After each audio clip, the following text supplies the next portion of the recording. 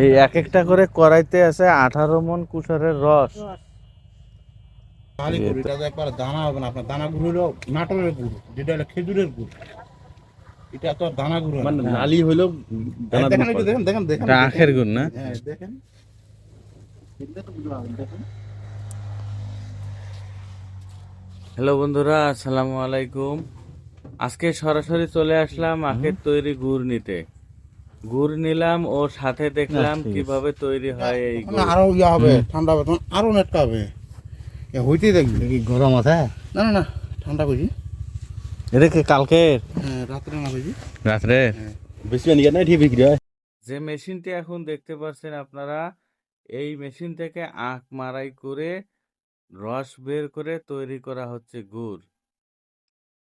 এক একটি কড়াইয়ে 18 মণ কুশারের রস জাল দেওয়া হচ্ছে। এ থেকে পাওয়া যাবে 60 কেজি গুড়। প্রচণ্ড তাপে 8 থেকে 9 ঘন্টা টানা জাল দেওয়ার পরে তৈরি হবে এই গুড়।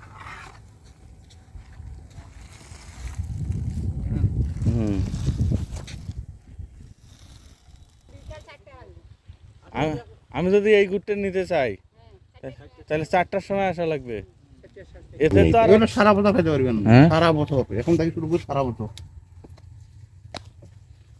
নিচ থেকে দিন যাতে একটু ইয়া হয়। হ্যাঁ, কোনো সমস্যা নেই ভাই। নিচের গুলেন দিন। এক মুখে হয়ে গেল। কি জ্বালা ফেলা যায় খালি। এটা তো এখন নাই, তখন তো দেওয়া হয়েছিল। আপনার সরষার তো চাহিদা বেশি, গুড় হচ্ছে। সাদাটায় হুম ওটারও চাইতে বেশি। হুম।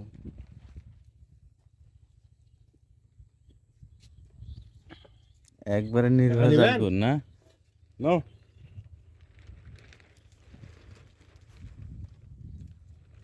পরিশ্রম করবে অনেক। কে? দিতে আছে দুজন, 8-9 ঘন্টা জ্বালা উল্টা আছে। 8 ঘন্টা জাল দেওয়া লাগবে ওই কড়াইতে। 18 মণ, সকাল থেকে মানে শুরু করছে।